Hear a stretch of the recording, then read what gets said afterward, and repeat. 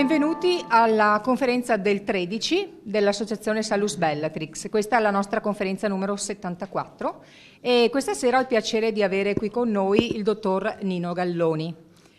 Io ho conosciuto Nino 3 anni fa. Lui mi diceva è impossibile, ci conosciamo da più tempo. In realtà la prima volta che lo sentii parlare fu al meeting che tenemmo a Rimini, il primo incontro dell'MMT organizzato da Barnard, e sentendolo parlare dissi cavoli, rimasi veramente colpita e pensai se almeno il 20% dei funzionari italiani fossero come lui, il nostro paese andrebbe molto molto meglio. Poi cercai di conoscerlo personalmente. Vabbè, i migliori a volte vengono cacciati, per non dire di peggio, quindi ti è andata bene.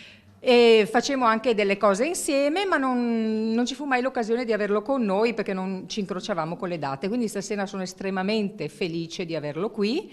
Nino ci parlerà questa sera di vari argomenti, toccherà varie tematiche. Io ho dato il titolo all'incontro Chi ha tradito l'economia italiana, titolo tratto da uno dei suoi ultimi libri. Vi ricordo poi che se volete approfondire, perché giustamente in un'ora e mezza, 2, non è che si possa sviscerare tutto, fuori ci sono anche i suoi libri che sono molto molto esaustivi e interessanti da leggere.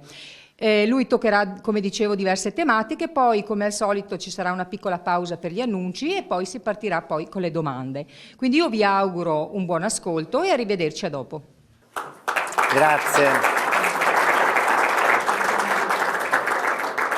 Allora, io diciamo che seguirò come filo conduttore di questo mio intervento un'analisi dei modelli economici. Da 70 anni circa a questa parte ne abbiamo sperimentato 4, ovviamente tutti di tipo capitalistico, che vuol dire che in qualche modo l'obiettivo formale è quello di valorizzare il capitale.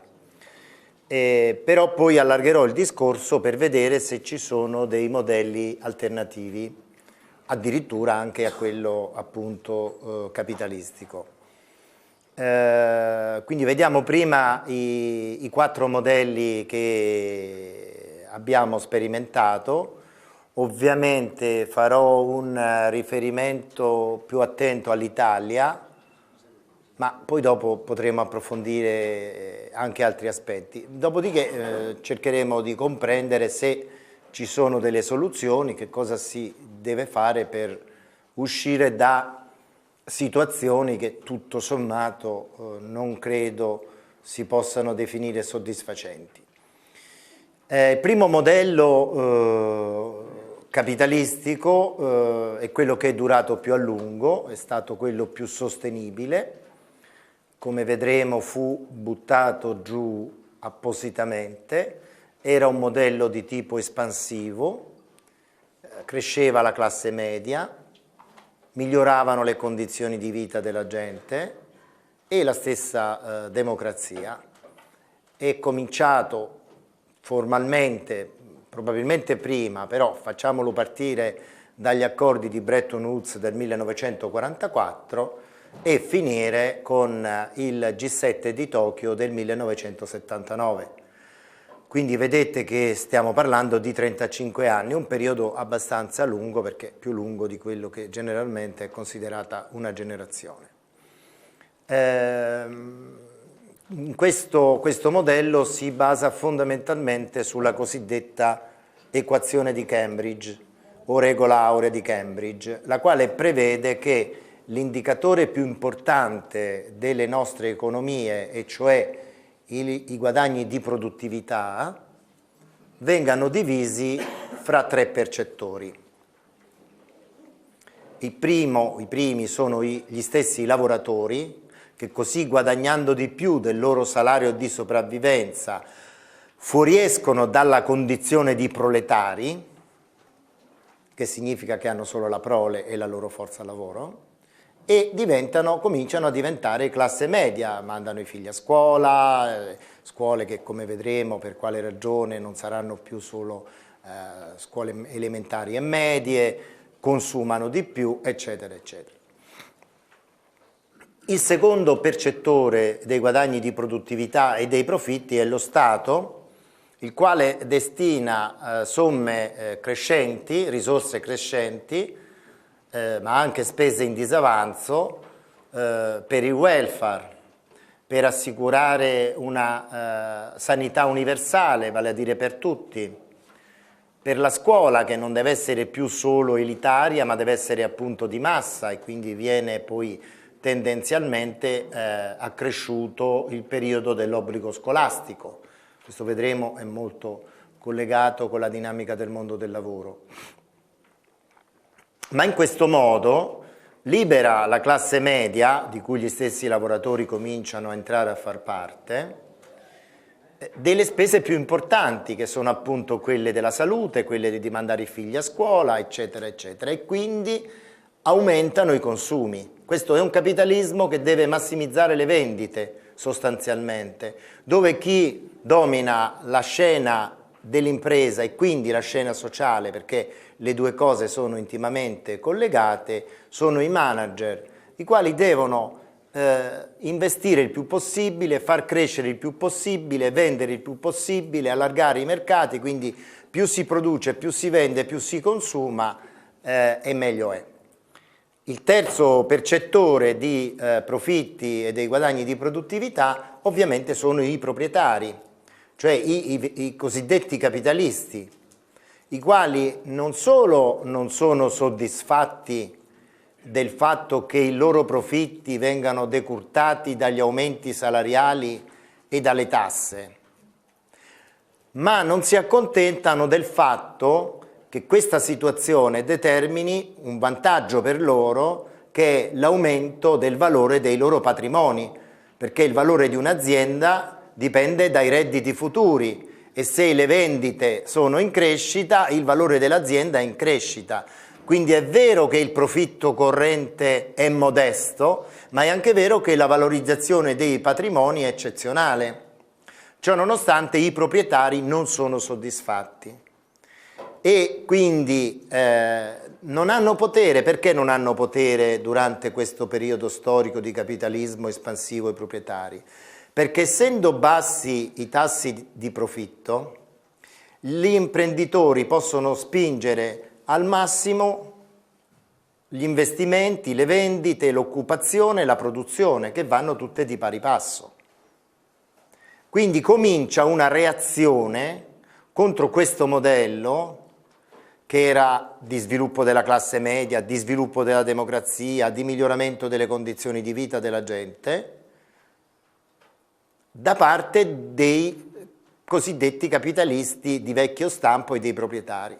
Quindi cominciano le banche inglesi negli anni 70 a farsi concorrenza fra di loro per controllare la liquidità, cioè i depositi e i conti correnti, e contrariamente a quella che era stata fino a quel momento la cultura anglosassone, cominciano a remunerare i depositi e i conti correnti. In questo modo tutta la struttura dei tassi di interesse cresce. Ma l'elemento più importante in questa fase è appunto il G7 di Tokyo del 79, dove si decide di buttare giù l'ultimo pilastro degli accordi di Bretton Woods, che è la solidarietà, il principio di solidarietà fra paesi. Cioè per gli accordi di Bretton Woods, se un paese era in difficoltà, cioè aveva un forte disavanzo commerciale perché non era in grado di esportare abbastanza o importava troppo, gli si consentiva di svalutare la moneta nazionale, ovvero gli si fornivano degli aiuti per dotarsi di un apparato industriale adeguato. Viceversa, il paese forte, perché era considerato in cultura della solidarietà uno squilibrio, anche l'avanzo commerciale, lo si portava a rivalutare la propria moneta, ciò lo avrebbe portato a diminuire le esportazioni, aumentare le importazioni e dare una mano. Si puntava a che tutti i paesi che facevano parte di una certa area culturale, cosiddetti paesi occidentali di cui stiamo parlando, fossero in equilibrio con questi strumenti. Facevano eccezione solo gli Stati Uniti d'America, che come paese leader accettavano disavanzi commerciali sistematici per aiutare i propri alleati ad esportare. Questo è il quadro generale. Quindi che cosa succede dopo il G7 di Tokyo? e dopo la compromissione del principio di solidarietà fra i popoli, che poi vedremo avrà effetti devastanti sull'idea di Unione Europea, perché fino al 79 anche l'Europa marcia secondo un altro criterio. Io mi ricordo che alla fine degli anni 70, quando entrai nell'amministrazione, si discuteva del fatto dell'entrata nella comunità europea della Spagna, del Portogallo e della Grecia. E si diceva, per noi è un dramma, perché su tutta una serie di comparti, di cui io ero il ricercatore ufficiale, noi perderemo punti, perché chiaramente la Grecia, la Spagna e il Portogallo avranno su una serie di prodotti senza i dazi doganali possibilità di esportare di più. Ciò nonostante si sceglieva di accettare questa entrata di altri paesi mediterranei, perché l'obiettivo era quello di fare una Unione Europea dei popoli. In realtà poi sotto questo progetto c'erano altri fiumi carsici, ma poi vedremo come andrà a finire. Allora, che cosa succede col G7 di Tokyo del 79, che è il passaggio fondamentale? Che un paese debole, non essendo più aiutato e non potendo più svalutare la propria moneta, per riequilibrare il suo disavanzo commerciale, deve attirare capitali in modo di riequilibrare con un avanzo di importazione di capitali il disavanzo dovuto all'eccesso di importazione di merci. Per fare questo deve aumentare il tasso di interesse. Ecco l'obiettivo. L'obiettivo era far crescere il tasso di interesse, poi vedremo perché. In questo modo il paese debole diventa ancora più debole, perché avendo tassi di interesse alti potrà fare meno investimenti in innovazione tecnologica, che è la chiave di volta della competitività industriale. Viceversa, il paese forte, non dovendo più pareggiare la sua bilancia dei pagamenti, si terrà l'avanzo, potrà tenere bassi i tassi di interesse, quindi esporterà i capitali che andranno a cercare remunerazione negli altri paesi, ma non dovendo rivalutare la propria moneta e potendo investire di più in tecnologia e innovazione, diventerà ancora più forte. Vedremo che questo secondo modello capitalistico, che inizia appunto dopo il 79, avrà una durata molto minore, perché dove c'è che il debole diventa più debole, il forte diventa più forte, cioè dove crolla il principio di solidarietà, che è una forza economica primaria, la solidarietà, il sistema va per aria. E questo vedremo, questo secondo modello capitalistico andrà per aria di lì a poco. Intanto rimaniamo un attimo sul percorso. Quindi dicevamo, che cosa cambia con i tassi di interesse elevati dentro l'impresa e quindi nella società? Che il proprietario può andare dal manager a dire: adesso ti fermi, non assumi più, investi di meno nell'attività produttiva, perché io guadagno dopo un certo punto altrettanto comprando azioni, obbligazioni e attività finanziarie. Che me ne importa a me di assumere, di investire, di aumentare le vendite, se la conseguenza di questa ultima è: sì, ho capito che guadagno in concorrenza, guadagno in competitività, ma che me ne importa della competitività? Io voglio aumentare il rendimento del mio investimento.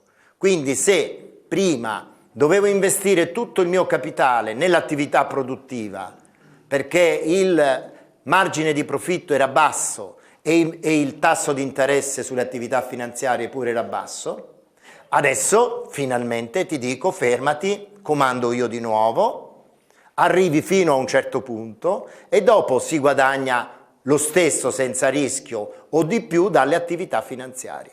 Quindi negli anni 80 vedremo che si restringe l'orizzonte temporale delle imprese, si fanno meno investimenti, aumenta la disoccupazione, si riduce la domanda di lavoro e questo ovviamente informa di sé tutta la società.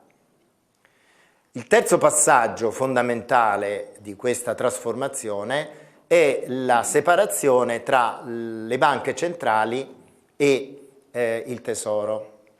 Fino all'inizio degli anni '80, quando il governo aveva bisogno di denaro per investimenti, per attività produttive, per il welfare, o lo faceva stampare la banca centrale, come facevano gran parte dei paesi, oppure, come era in Italia, emetteva obbligazioni a basso tasso di interesse.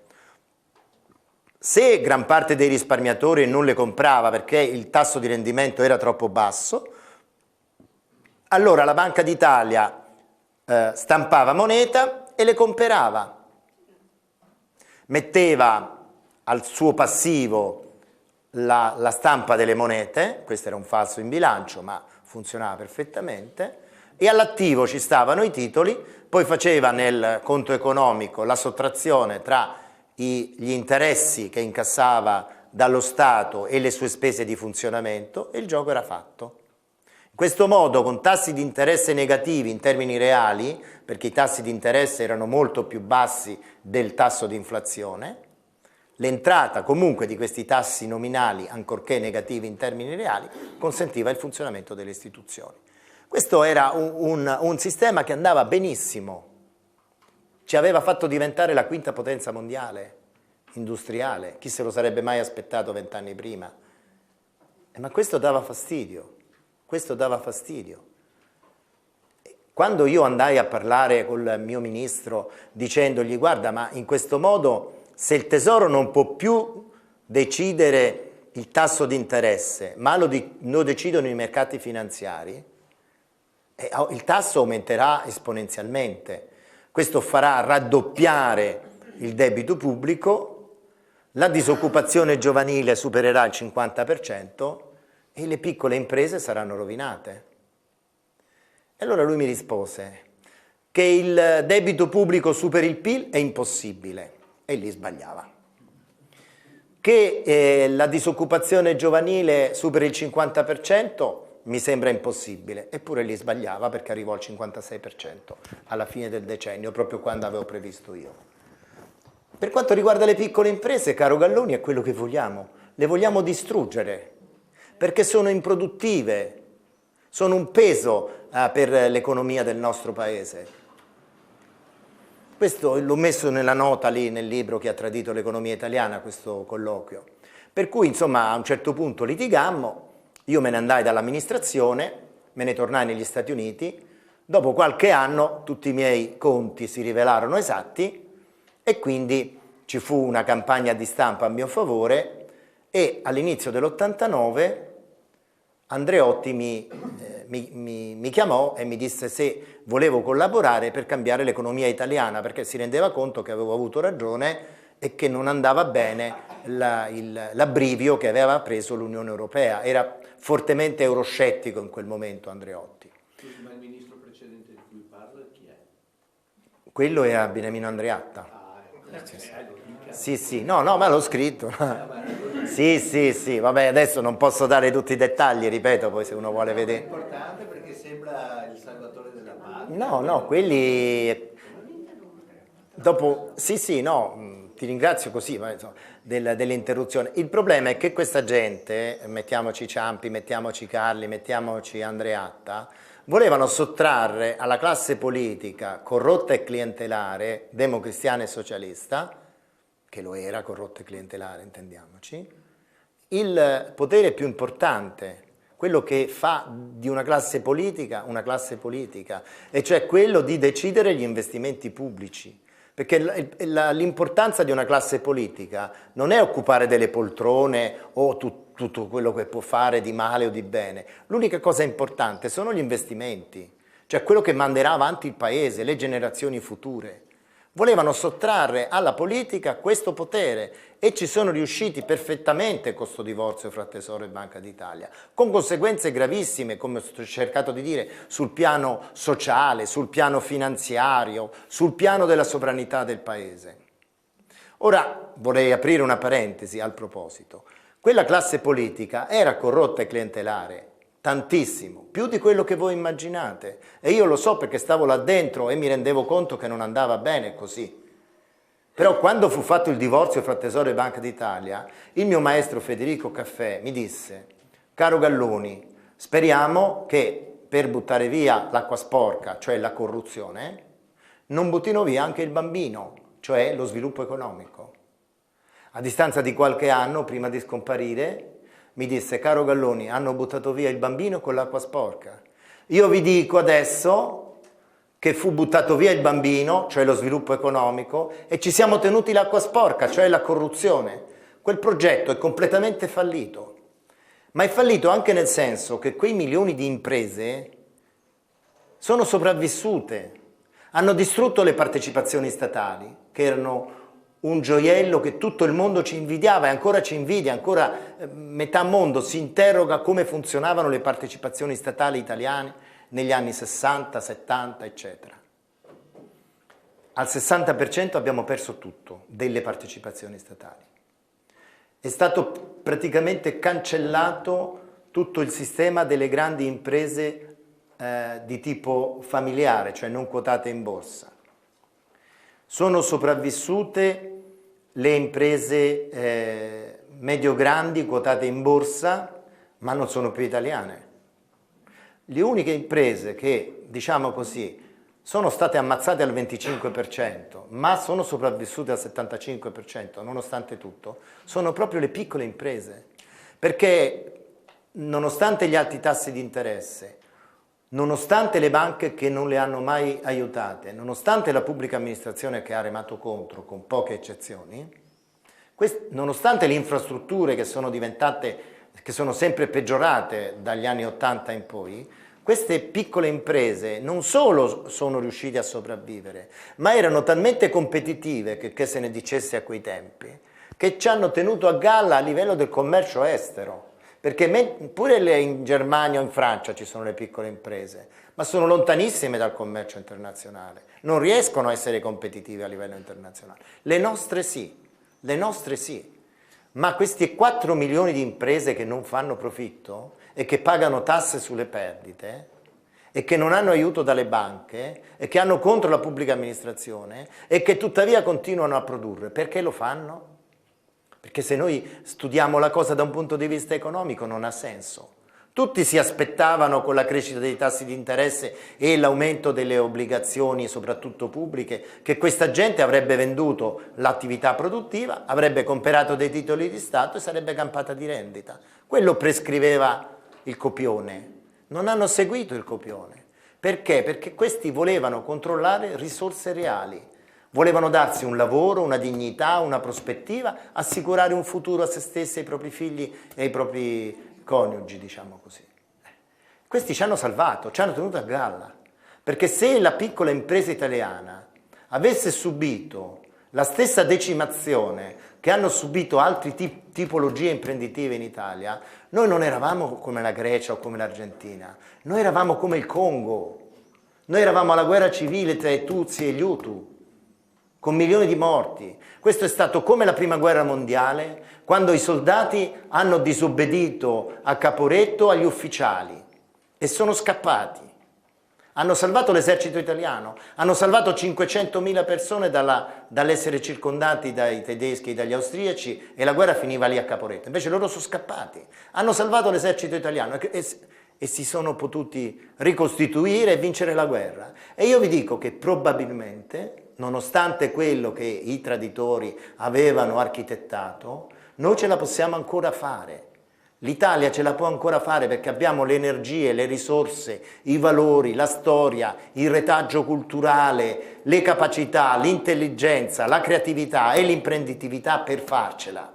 Però senz'altro dobbiamo cambiare completamente regime e classe politica, perché con questa gente non possiamo continuare ad andare avanti. Ho chiuso.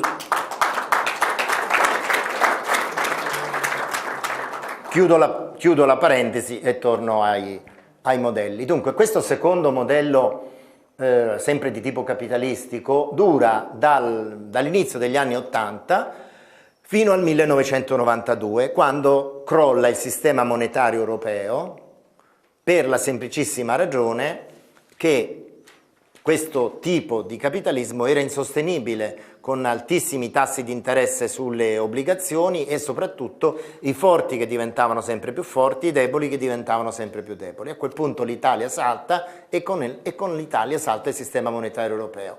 Nel 92 dunque i tassi di interesse ritornano bassi e noi economisti ci aspettavamo una ripresa dell'occupazione.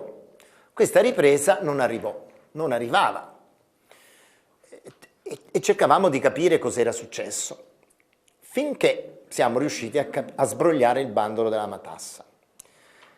Allora, durante gli anni '80 hanno cominciato ad emergere i grandi investitori istituzionali, soprattutto i fondi pensione e vari altri gruppi di grandi capacità finanziarie, di cui per la cronaca si innamorò la sinistra, perché la sinistra era contro quel capitalismo per famiglie, non si trovava bene con le piccole imprese che li trovava un pochino troppo rozzi, salvo qualche eccezione, e quindi puntò tutto sui grandi investitori istituzionali e i fondi pensione. Quando erano alti i tassi di interesse sulle obbligazioni, questi fondi pensione promisero rendimenti intorno al 7%, perché il 7% netto, cioè depurato dell'inflazione, era il benchmark mondiale. Guardate caso, erano i titoli dello Stato italiano, che erano i più importanti del pianeta, e tutti correvano a comprare i titoli dello Stato italiano, per cui abbiamo cominciato a venderli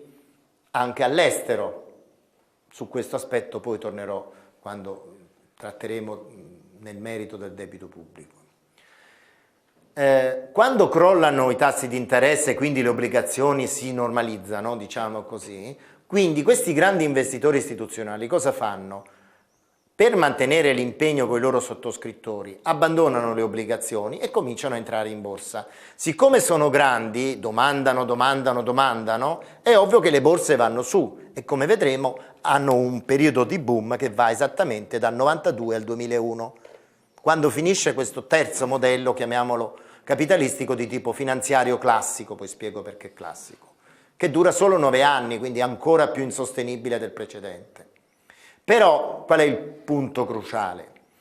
Che mentre nei comparti innovativi garantire il 7% di profitto all'anno al netto dell'inflazione non è difficile, e peraltro sono comparti dove occupazione, produzione, investimenti vanno di pari passo, nell'80% dell'economia il 7% all'anno te lo puoi scordare, a meno che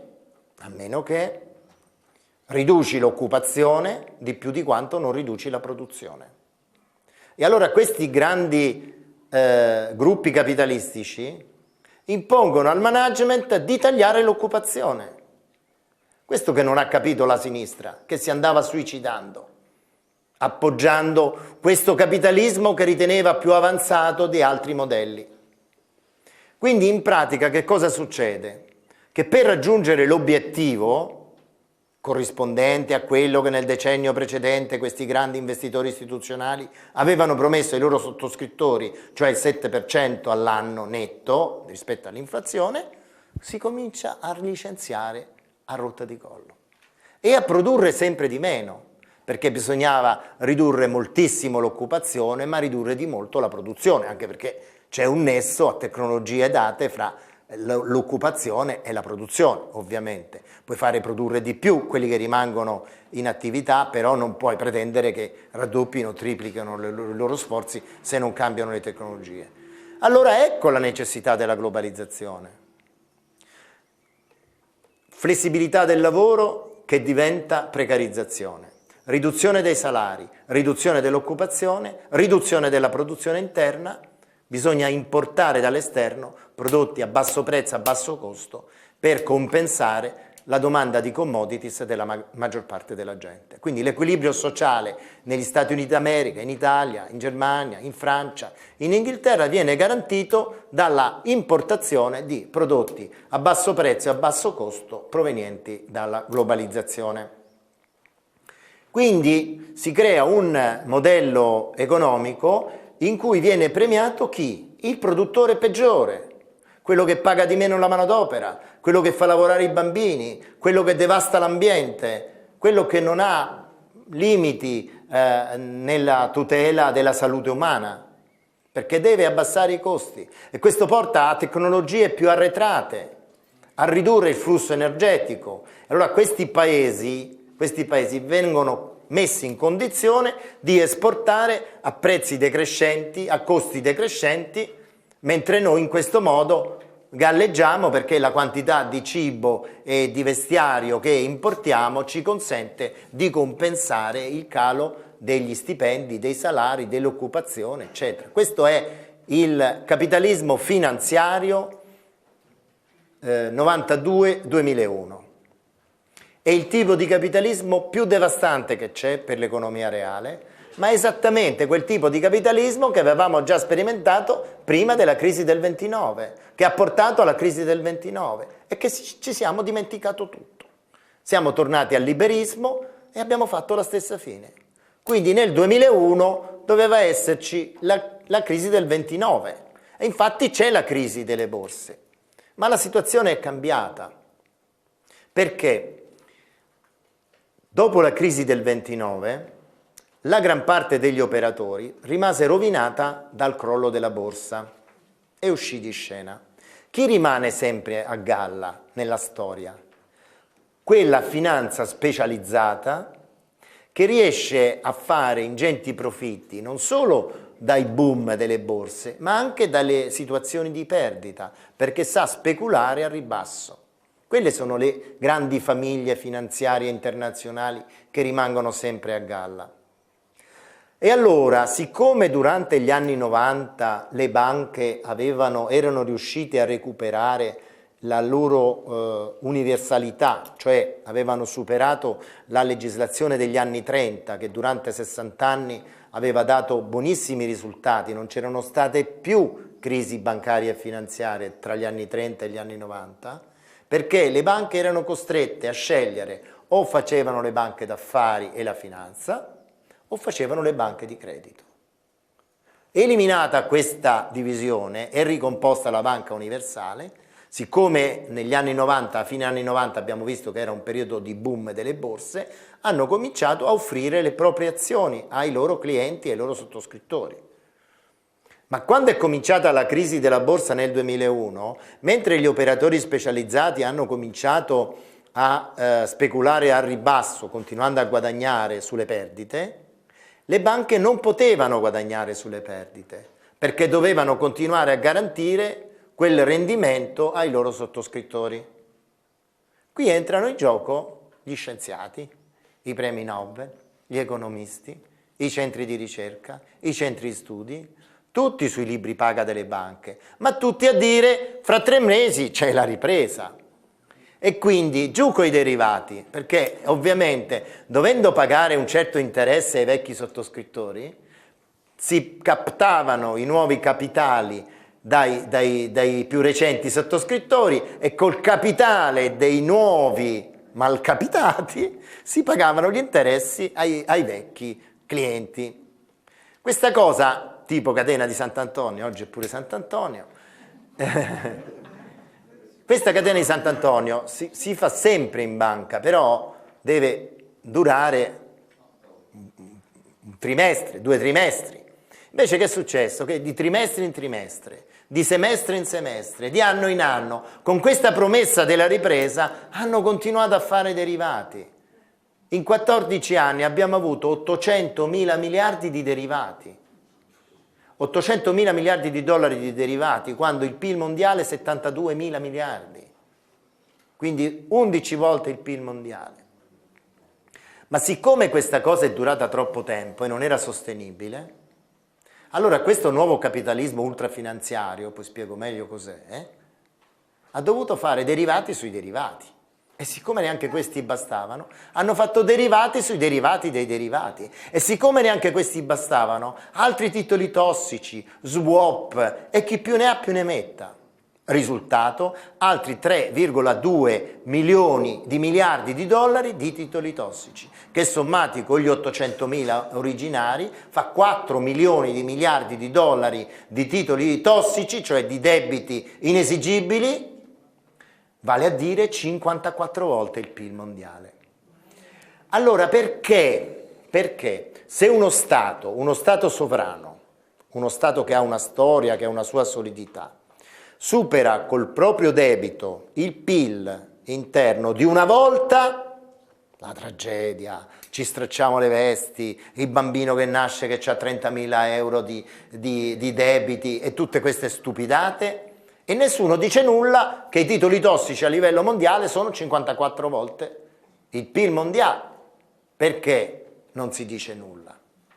Ma c'è di più. Nel 2008 nessuna banca si fida più della vicina, non si prestano più i soldi, crisi di liquidità, salta la Lehman Brothers, dovevano saltare tutti nel 2008, era finita, ci eravamo liberati di questa cosa. No, intervengono le banche centrali, con finanziamenti, autorizzazioni monetarie illimitate. Ma lo scandalo non è che hanno aiutato le banche illimitatamente, ma che non gli hanno chiesto in cambio di smetterla di fare i derivati. Continuate a fare i derivati, noi vi finanziamo illimitatamente. Quindi siamo entrati in questo capitalismo ultrafinanziario in cui l'obiettivo non è la massimizzazione del valore del titolo in borsa, che è tipico del capitalismo finanziario, che come abbiamo detto è più che devastante per l'economia reale, ma l'obiettivo è diventato la massimizzazione nella emissione del numero dei titoli, cioè si devono emettere più titoli che titoli, di qualunque tipo. E allora, seconda domanda, secondo voi a questo tipo di capitalismo ultrafinanziario cosa serve? Che i debitori stiano bene? Possano pagare i loro debiti, o serve invece che i debitori stiano male, non possano pagare i debiti, siano rovinati, disastrati, eccetera, in modo che con questi titoli se ne debbano fare altri perché non valgono nulla. Ma se io ho un titolo buono, il debitore mi paga la cedola ogni anno, a scadenza recupero il capitale, me lo tengo nel cassetto. Questo non va bene per il capitalismo ultrafinanziario, va bene che il debitore stia male e quindi, per esempio, le politiche di austerity non è che servono a sanare i conti pubblici, servono a disastrarli. Dobbiamo stare peggio, dobbiamo diventare tutti dei disperati, perché questo consente di aumentare la velocità di emissione dei titoli. Ai tempi di Monti, l'INPS dovette fare un taglio di circa 300 milioni per risparmiare, di cui 100 milioni derivarono dal taglio dell'informatica. Io andai dal direttore generale per discutere di questa cosa e mi disse sì, ho riunito le società che fanno informatica per l'INPS e gli ho annunciato che c'è un taglio di 100 milioni. Vabbè. Che ti hanno risposto? Dice, hanno messo in cassa integrazione 5.000 ragazzi. Bene. E quanto costano 5.000 persone in cassa integrazione? 100 milioni. Vi rendete conto? Cioè, il servizio pubblico è peggiorato, perché mi auguro che sia peggiorato, ma questo è un altro discorso. Il servizio pubblico è peggiorato. Il risparmio immediato è stato zero, perché ho tagliato 100 milioni di là, ne ho spesi 100 di qua. Ma volete capire 5.000 persone che non sono andate più a comprarsi una pizza, che non sono andate più al cinema, eccetera, quanta disoccupazione hanno creato? E questa disoccupazione quanto ci è costata? Quindi questo taglio di 100 milioni ci sarà costato 200 milioni di ulteriori spese e di mancati introiti fiscali. Quindi l'obiettivo di Monti e di cui non era di migliorare i conti pubblici, ma di distruggere i conti pubblici, perché questo tra l'altro apriva la strada alla svendita degli ultimi gioielli dello Stato, del patrimonio pubblico. Quindi l'obiettivo, il futuro di questi paesi mediterranei è vendere le isole, vendere il Colosseo, eccetera. Questo è lo scenario che si prospetta se non ci ribelliamo, se non mettiamo la parola fine a questa situazione. Ora, l'obiettivo delle banche centrali a quel tempo era di mettere le mani sulle banche ordinarie, perché le banche ordinarie si sono talmente allargate con i loro titoli tossici che adesso, e quindi parliamo della fine del 2014, gli è stato notificato dalle banche centrali che sono troppo indebitate, i loro crediti non sono esigibili, non va bene, adesso vi commissariamo, vi facciamo noi le strategie che dovete seguire e quindi sono le banche centrali, emanazione del potere finanziario internazionale, che controllano le banche ordinarie. Il quantitative easing. Col quantitative easing, che è diverso da quello americano, infatti io lo chiamo quantitative hybridum, perché qual è la prima differenza con quello che ha fatto la Fed all'interno degli Stati Uniti d'America? Che la Fed ha comprato i titoli di Stato, ma senza se e senza ma. La BCE comprerà i titoli di Stato nella pancia delle banche in cambio di riforme. E le riforme sono tutte deflattive, serviranno per diminuire i salari, per diminuire l'assistenza sanitaria, per diminuire le pensioni. È quello che chiedono adesso la Grecia. Cioè, poi parlerò della Grecia, cioè stare peggio per avere sempre meno risorse per pagare i debiti. Questo è l'obiettivo. Questo è abbastanza chiaro, mi sembra abbastanza chiaro. Allora, torniamo al quantitative easing. Quindi, nella migliore delle ipotesi, che cosa succede? Che la BCE autorizza mezzi monetari per comprare titoli di Stato nella pancia delle banche, ma i titoli di Stato nella pancia delle banche sono i titoli migliori che le banche hanno nei loro attivi, perché gli altri sono titoli tossici. E quindi se parliamo delle sofferenze bancarie del sistema italiano, stiamo parlando di 200 miliardi di euro, ma se parliamo della trasformazione dei titoli tossici, parliamo di migliaia di miliardi, di trilioni di miliardi di titoli tossici, che è tutto un altro film, che è tutto un altro ordine di grandezze. È un sistema assurdo dal punto di vista del funzionamento. Pensate che nel 2014 le banche hanno acquistato titoli di Stato a tassi negativi, a tassi nominali negativi. Nessuno comprerebbe un titolo che ha un valore inferiore alla moneta che costa, no? Le banche lo fanno perché? Perché hanno bisogno di avere questi titoli nella loro pancia. Quindi perché glieli vai a togliere? Per dargli liquidità. Ma le banche non la vogliono sta liquidità. Che ci fanno con questa liquidità? Non gli serve per funzionare, perché le banche quando fanno prestito creano moneta. Io in uno dei libri che ho là lo spiego chiaramente come funzionano le banche. Non prestano i depositi.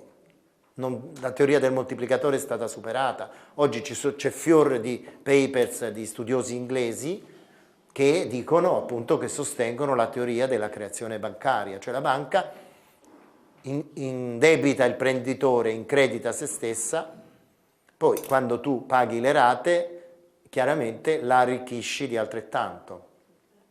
Alla banca serve di avere liquidità per gestire le richieste di liquidità della clientela, i bancomat e quant'altro, ma non è che ci sia una corrispondenza fra quello che hanno le banche come liquidità e quello che è il prestito. Quindi non è che dargli liquidità gli fa aumentare il credito. Inoltre, alle piccole imprese e alle famiglie che hanno bisogno di credito, le banche per principio non glielo danno, perché dicono che hanno un rating basso, che non sono affidabili, che sono dei poveracci e che non gli fanno il credito. Alle grosse imprese, a cui le banche darebbero volentieri credito, ma perché le grandi imprese dovrebbero chiedere prestiti per fare investimenti se non c'è la ripresa?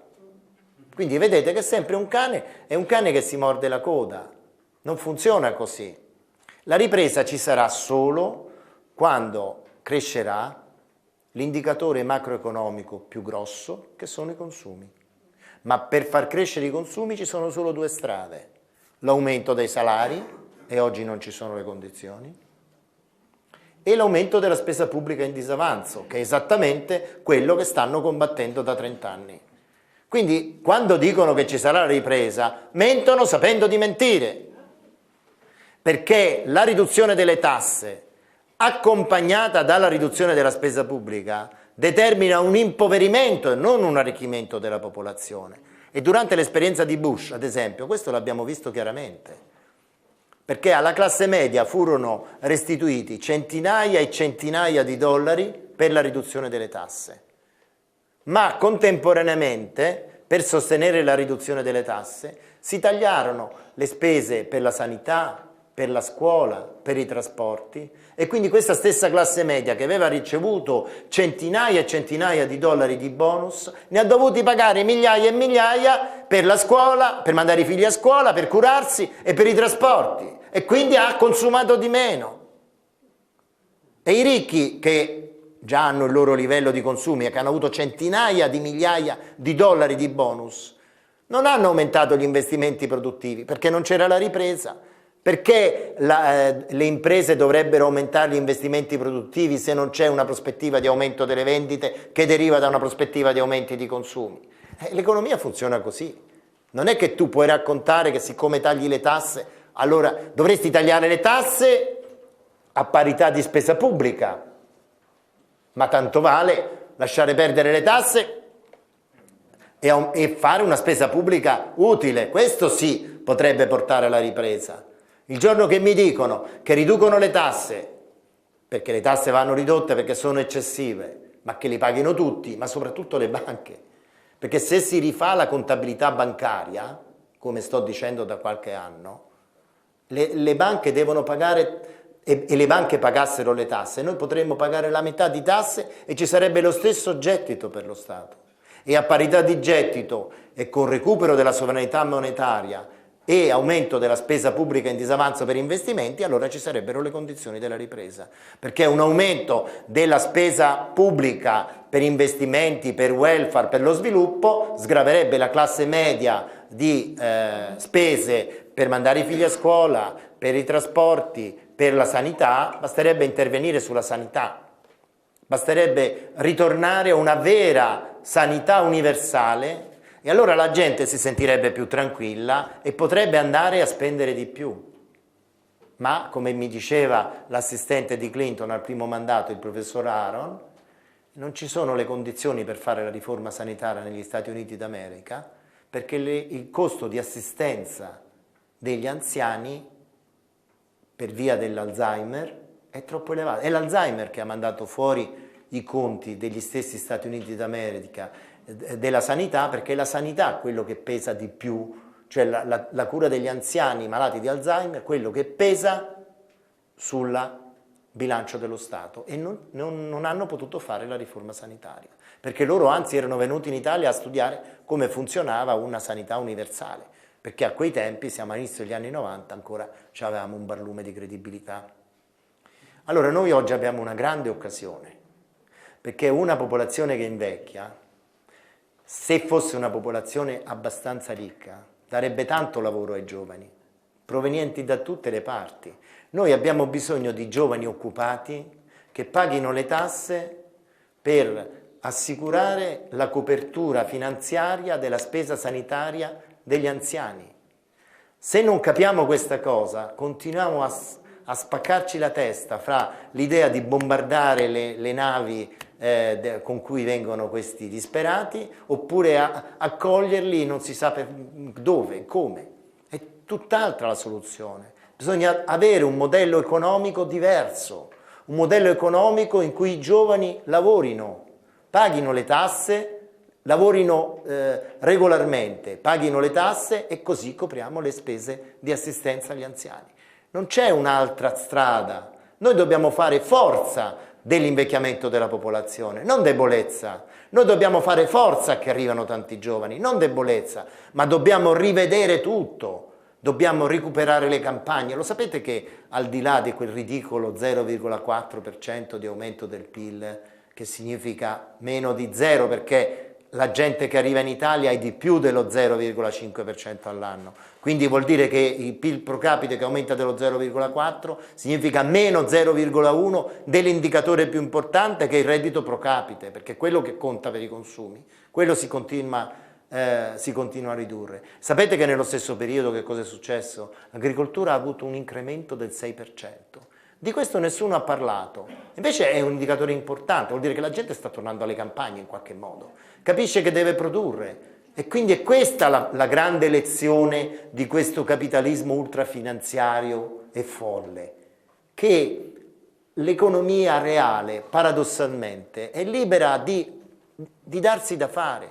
Ma come facciamo a fare investimenti se non abbiamo la moneta a corso legale, se non abbiamo gli euro?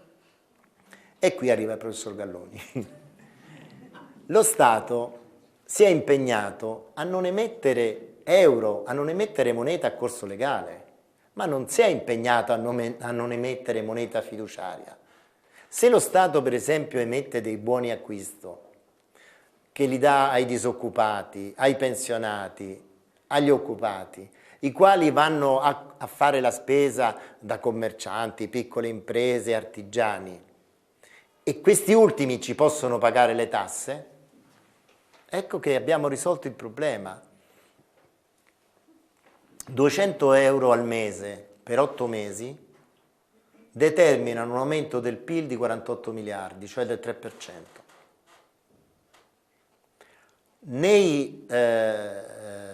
Nella seconda metà dell'anno, questo per 8 mesi, negli ultimi 4 mesi c'è un aumento dell'economia, quindi delle entrate anche in euro, e migliorano i conti pubblici. Per migliorare i conti pubblici lo Stato deve emettere moneta fiduciaria per stimolare i consumi e l'occupazione, e questo rimetterà in moto l'economia e darà un maggior gettito. E questo è l'equilibrio dei conti pubblici. Perché nessuno parla di questa prospettiva, di questa possibilità? Allora, vediamo un attimo che cosa si dovrebbe fare subito. Allora, 2 cose sono urgenti. Primo, recuperare la sovranità monetaria, partendo dalla moneta fiduciaria, che lo Stato può emettere immediatamente, può emettere anche certificati di credito erariali per pagare i suoi debiti. Non deve dire non ho gli euro, deve firmare dei certificati che poi accetterà in pagamento delle tasse. E così, perché la gente non è che si suicida per i debiti, la gente si suicida perché non riesce a recuperare i propri crediti e poi ha dei debiti verso l'amministrazione, che quelli sono assoluti, perché certo non si fermano queste varie società che vengono a chiederci soldi, che un debito magari di 10.000 euro diventa di 100.000 euro in qualche anno con sanzioni, questo e quell'altro, e uno non ce li ha. Però se ha un credito di 100.000 euro verso l'amministrazione gli dicono che non hanno i soldi. Questo va superato, può essere superato, deve essere superato. Quindi la prima cosa è il recupero della sovranità monetaria dello Stato. Poi si arriverà a uscire dall'euro, ma dall'euro si uscirà senza che neanche ce ne accorgiamo, con la moneta fiduciaria, perché poi alla fine prevarrà. I greci già lo stanno facendo, già stanno uscendo dall'euro, perché le amministrazioni locali, se non hanno un euro e ci sono i disoccupati e devono aprire un asilo nido supplementare, come fanno? Chiamano i disoccupati, li pagano con dei buoni che si chiamano civics e poi dicono ai genitori che devono portare i bambini all'asilo supplementare, diciamo così, all'asilo aggiuntivo: non mi devi pagare in euro, mi devi pagare in buoni. E i buoni dove li prendo? Li vai a comprare ai disoccupati. E quindi quei 50 euro che il papà doveva portare per mandare il figlio all'asilo nido, li dà al disoccupato in cambio del buono, col buono paga l'asilo nido, e alla fine della giostra che cosa è successo? Che l'amministrazione, senza un soldo, perché non aveva un euro, ha sistemato la strada, ha fatto lavorare i disoccupati, ha dato un reddito ai disoccupati e ha aperto l'asilo nido nuovo. E questo senza euro. La Grecia sta già uscendo dall'euro. La Grecia ha 3 possibilità. La prima è uscire dall'euro con l'aiuto degli europei. E questa è la soluzione meno traumatica.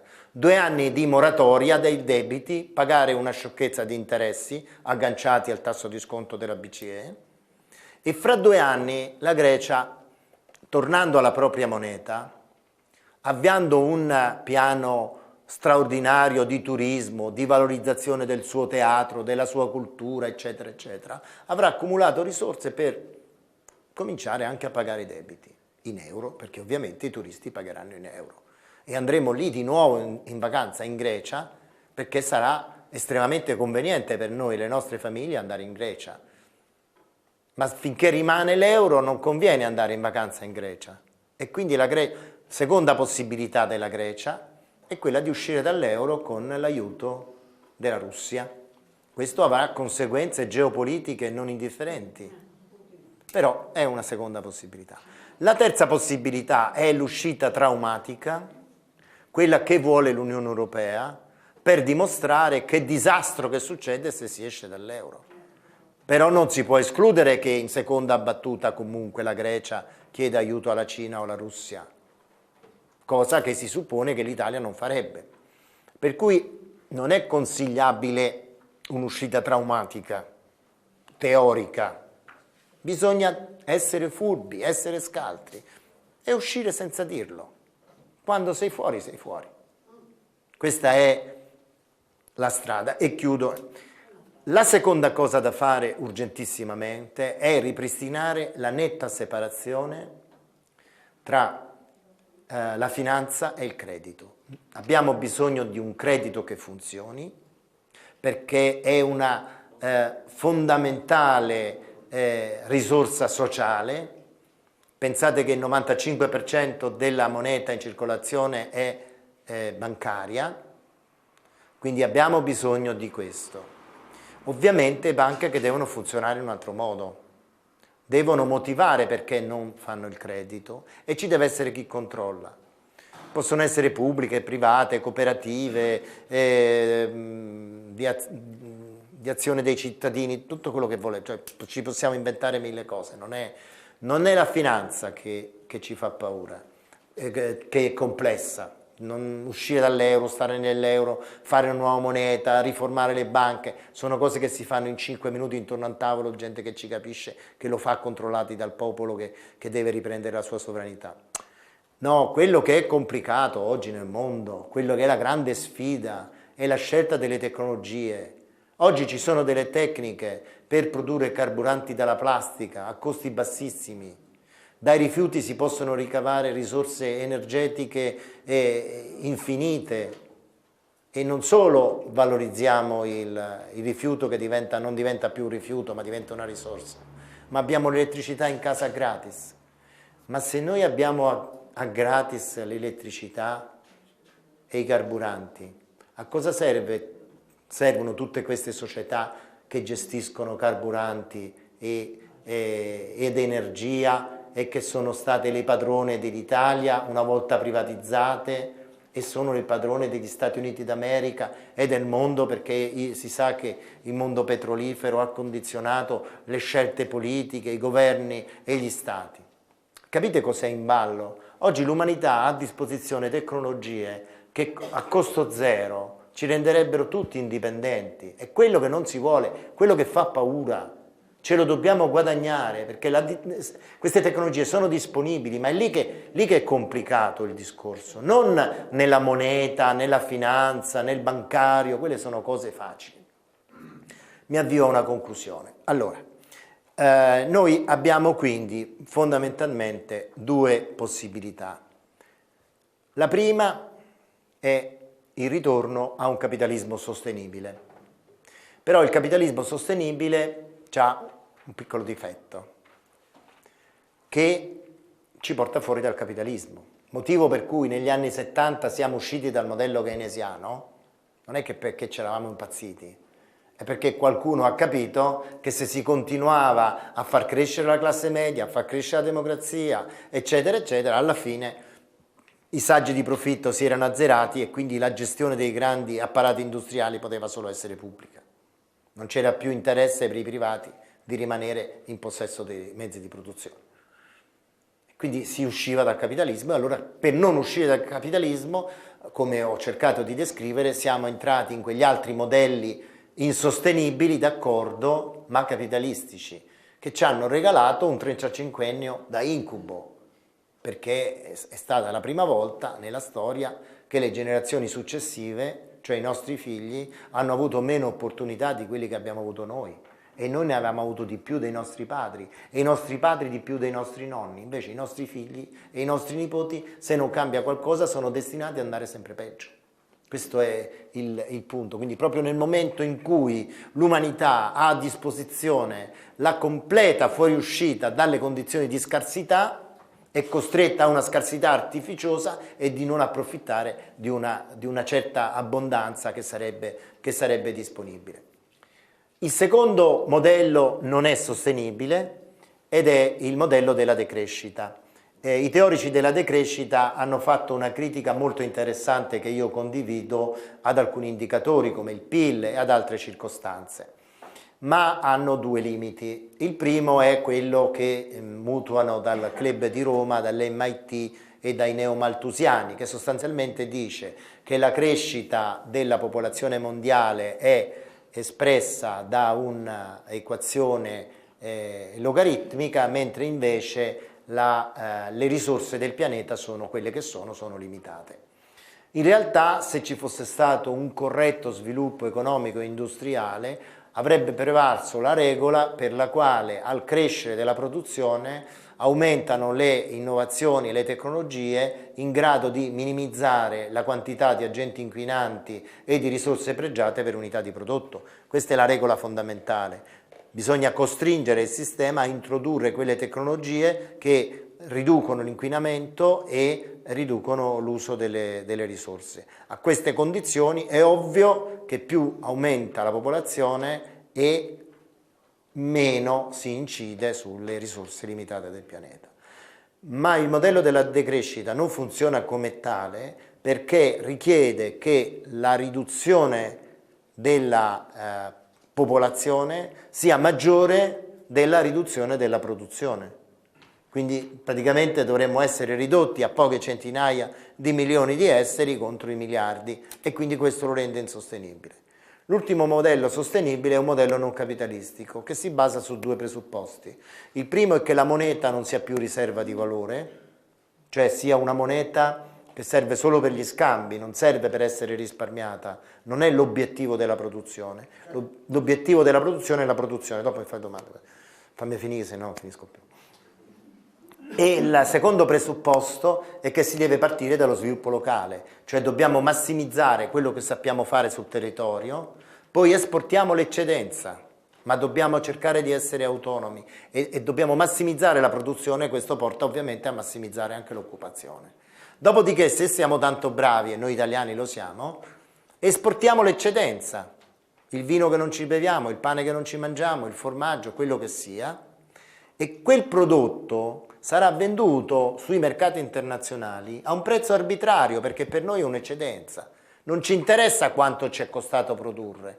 Si può vendere, qual è il prezzo internazionale? X, lo vendiamo a X, ma è un prodotto più buono perché è il nostro pecorino, non è il pecorino cinese. E allora viene venduto e con quello incassiamo moneta internazionale con la quale finanziamo le importazioni necessarie, cioè quello che non siamo in grado di produrre.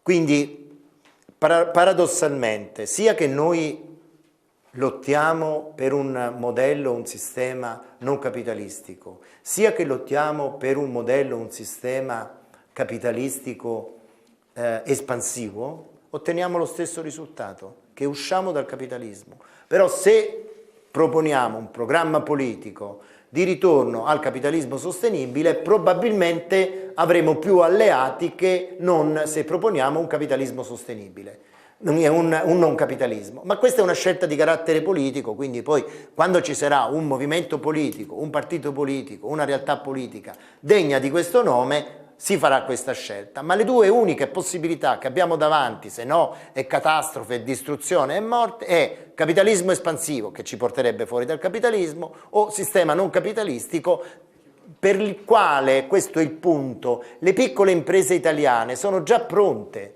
Manca un salto di consapevolezza, ma dal punto di vista dei fondamentali economici, già loro lavorano non per il profitto, lavorano per sopravvivere, Ma non è la sopravvivenza qualsiasi, è una sopravvivenza che corrisponde a capacità di esportazione e a competitività sui mercati internazionali, dove vi assicuro c'è una concorrenza agguerrita. I nostri piccoli imprenditori sono tecnologicamente avanzati, sono innovativi, sono creativi, sono capaci, esportano dei prodotti che vengono apprezzati in tutto il mondo. Ciò nonostante, per tutta una serie di circostanze, non lo fanno per il profitto, lo fanno per controllare risorse reali. Queste cose noi le possiamo, tutte queste cose di cui parliamo, ottenere in 3 modi. Il primo è un accordo internazionale che coinvolga i principali attori oggi sulla scena, quindi compresi gli Stati Uniti d'America, i BRICS, eccetera, ed è una nuova Bretton Woods. Il secondo, invece, è che se gli Stati Uniti d'America non ci stanno, lo fanno i BRICS, ma a quel punto ci dobbiamo porre il problema, soprattutto in una ottica di disimpegno degli Stati Uniti d'America dal Mediterraneo e dal Medio Oriente, di quello che deve fare l'Italia in queste mutate circostanze. Quindi dobbiamo puntare molto sulla Russia, sulla Cina, anche sull'India, sull'Iran. La terza possibilità invece che si parte dalla dimensione nazionale.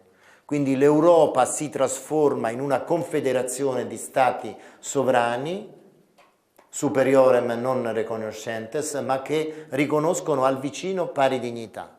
Non è un nazionalismo quello che vi sto dicendo semplicemente rinforziamo perché a livello di scelte nazionali possiamo emettere moneta e possiamo fare credito indipendentemente dalla finanza. Poi per il resto bisogna metterci capacità produttive. Qual è il limite di questo discorso che vi sto facendo? Che tutte queste 3 soluzioni sono tutte e 3 buone, sono tutte e 3 prospettive meravigliose, l'una o l'altra. Ma per la grande finanza nessuna di queste 3 soluzioni è buona, perché porta alla ripresa dell'economia reale. Per la grande finanza c'è una sola soluzione buona, che si chiama terza guerra mondiale, guerra termonucleare. Però attenzione, dipenderà da noi. Se noi riusciamo a far ripartire l'economia facendo leva a livello internazionale, a livello nazionale, adesso questo poi si può approfondire, noi fermiamo questa minaccia. Ma se non siamo in grado di organizzarci per contenere la furia della finanza ultra speculativa, siamo votati e destinati alla terza guerra mondiale. Grazie.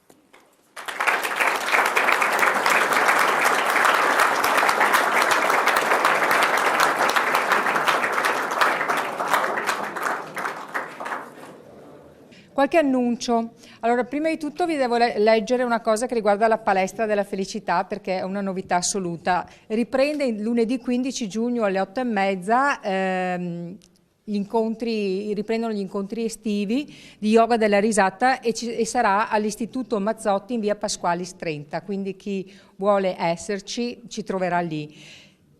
Che cosa si fa in quel frangente? Si ritrova il benessere fisico e psicologico in modo semplice, piacevole e naturale. Daniele Berti, che abbiamo qui con noi anche questa sera, terrà la presentazione teorica e pratica e voglio ricordare che recentemente ha ottenuto il riconoscimento di Laughter Ambassador del dottor Madan Kataria, che è il fondatore della Laughter Yoga University, che abbiamo qui sul cartellone. Quindi un complimento, perché credo ce ne siano pochi al mondo. Voglio ricordare anche che grazie a Daniele lo yoga della risata è stato finalmente riconosciuta come pratica di benessere anche dalla rete Lasciamo il Segno, creata dalla ULSS della provincia di Treviso per la promozione del benessere psicofisico. Quindi un'altra vittoria, un altro passo avanti per Daniele, continua così. Altri annunci? Bravo Daniele. Martedì 23 giugno al Centro Culturale di Resana ci sarà una conferenza con Gianni Lannes, alcuni di voi lo hanno conosciuto, che è venuto qui lo scorso anno, quindi se qualcuno volesse essere presente o avvisare amici che magari vivono nella zona, al Centro Culturale alle ore 20, martedì 23 giugno. Avete ricevuto tutti il regalino, lo spruzzino con il silicio? Bene.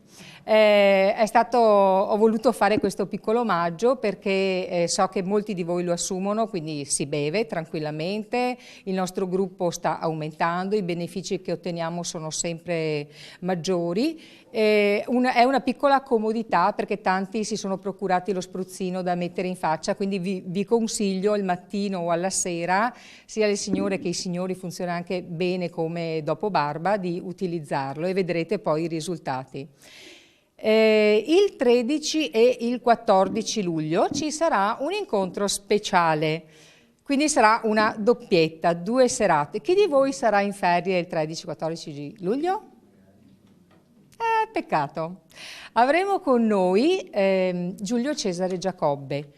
Io presumo che molte persone lo conoscano, se non fosse così nella dispensa vi ho messo i libri, vi ho messo una breve descrizione dei libri che lui ha scritto. La prima volta che mi sono imbattuta nei suoi libri, una decina di anni fa, una dozzina di anni fa, ero in libreria, passo, guardo e poi mi colpisce un titolo. L'ho guardato poi, ho detto no, devo aver letto male, lo riguardo, come smettere di farsi le seghe mentali e godersi la vita. Ho detto no, questo è troppo grande, uno che scrive un libro con questo titolo lo devo prendere. Ed è stato un bel acquisto. Poi ho proseguito leggendo quello che secondo me è una pietra miliare, alla ricerca delle coccole perdute. Sembra un titolo così, e invece è di una profondità, perché lui tra l'altro è stato docente universitario per 35 anni, ha fondato anche una scuola di psicologia riprendendo quello che ha scritto nel libro, e poi ho continuato a seguirlo negli anni. L'avevo anche contattato qualche tempo fa, 3-4 anni fa, per venire qui a Vittorio, ma non eravamo mai riusciti a metterci d'accordo. Sono andata giù a Rimini un mese fa, che c'è stato l'incontro, c'è stata la fiera della macro, quindi ho fatto il training con lui, ho partecipato al seminario, quello che ci sarà qui il 14. La novità è questa: allora il 13 sera non sarà, come c'è scritto nella locandina, non sarà qui, perché cercheremo una sala un po' più grande con l'aria condizionata, perché altrimenti penso che ci siano anche più persone, quindi volevo chiedervi per cortesia di fare anche un po' di pubblicità a questo evento. Il 13 la conferenza propedeutica, il 14 sera saremo all'area Fender per fare il seminario con lui. Lui ha scritto un libro molto molto bello, Come diventare un Buddha in 5 settimane. Quella sera faremo Come diventare un Buddha in 4 ore. Vi assicuro che è strepitoso, io l'ho fatto anche perché appena siamo entrati lui ha detto no ragazzi, ho 4 ore di strada io dopo, perciò sognatevi le 4 ore, facciamo tutto in 3 e così abbiamo fatto il seminario, e poi alla fine il seminario 3 ore e mezza lo stesso. Molto interessante. Chi non avesse letto i suoi libri magari nel frattempo può procurarsi qualcosa, vedere oppure andare in internet. Vi assicuro che ne vale veramente la pena. Il costo di questo seminario, come sapete, io cerco sempre di avere il massimo risultato col minimo sforzo, perciò se andate in giro, laggiù io ho pagato 60 euro per fare il seminario, allora io ho pensato una cosa, cerchiamo di essere il più possibile, perché vorrei mantenere i costi dai 30 ai 40 euro, in modo che sia accessibile a tutti, perché sappiamo tutti com'è la situazione oggigiorno e non tutti si possono permettere. Quindi io vorrei che ci fossero almeno un 30-40 persone che si iscrivono e partiamo di base che costa 40 euro. Se siamo più di 35-40 persone lo portiamo a 30, quindi più siamo meno viene a costare. Io penso che sia una cosa fattibile e vi posso assicurare che ne vale veramente la pena. Per il 13 agosto invece noi non andiamo in ferie, siamo qua e ci sarà un'anteprima, una proiezione. Siccome di solito in agosto ci troviamo 30-40 persone, non siamo tanti, giustamente perché poi sono in ferie, ho chiesto a Marco di mandarmi una copia del film che è appena uscito, La centesima scimmia, non so se ne avete sentito parlare. Ecco, lei come tu c'eri, bello, no? Credo che sia, ecco. Quindi mi manderà, faremo una proiezione così internos e poi lui verrà su verso settembre-ottobre, magari faremo una proiezione più in grande stile con altri ospiti e così. Quindi questi sono i programmi dei prossimi 2 mesi. Credo di aver finito. Adesso lascio la parola di nuovo a Nino e alle domande. E quindi Sì, no, passate il microfono. Per favore, l'unica cosa, dite il nome quando iniziate la domanda, perché così me lo segno e seguo un ordine. Sì, preferirei tutte le domande perché a volte alcune le collego. Okay. E abbiate pietà. Buonasera, complimenti. Elvio.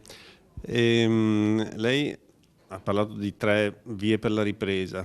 Io volevo capire quei titoli tossici, 50 volte al PIL mondiale, che fine fanno se c'è una ripresa? Hai ragione, ho saltato un passaggio, hai ragione, sì.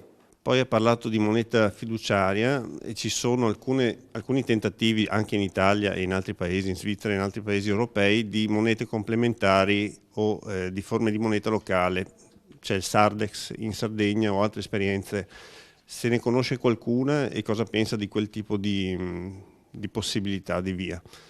C'era, mi pare, il signore qui davanti che voleva fare la domanda. Mi chiamo Stefano, mi associo coi complimenti e le vorrei chiedere se ha una procedura operativa per attuare il cambiamento verso la moneta fiduciaria. Se per caso non ce l'avesse, vorrei suggerire, se mi permette, il confronto con l'altra faccia della moneta, un progetto che ha già un codice operativo e che sta per essere finanziato da cittadini in un comune del Veneto. E la Francesca e la Giuliana potranno eventualmente darle dei bei dettagli. Allora, Daniele, mi associo nuovamente, in ogni caso mi complimento con lei per la iperpreparazione. Volevo fare 3 piccole domande. La prima per quanto riguarda la veste della moneta, a cui lei si riferiva. Volevo capire, non più certificati monetari, ma moneta vera e propria. Volevo capire se era questo il concetto. Seconda cosa, volevo capire, visto che le banche possono praticamente eludere le tasse, perché tra l'attivo e il passivo diciamo che la moneta invece che metterla nel posto giusto lo mettono al passivo, giusto? Dove vanno a finire tutti sti soldi? Cioè stiamo parlando di una quantità immensa di soldi che non si sa dove vanno a finire, non pagano le tasse. Qualcuno parla di Eurostream, volevo capire se lei ha qualcosa in merito. Poi terza domanda è un po' fuori dal contesto. Volevo parlare di Mario Draghi, che era un po' il pupillo, diciamo, di Federico Caffè. Come mai improvvisamente ha cambiato veste Draghi? Giuliana, ci vuole spiegare che funzione hanno le tasse?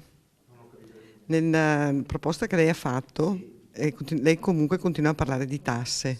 Volevo che ci spiegasse a cosa servono le tasse, nel nuovo sistema e nel vecchio. Grazie. Gabriella, volevo chiedere per cortesia, visto che ha parlato delle banche, se chi comprende questo sistema, associandosi alla banca etica, può essere favorevole, cosa ne pensa?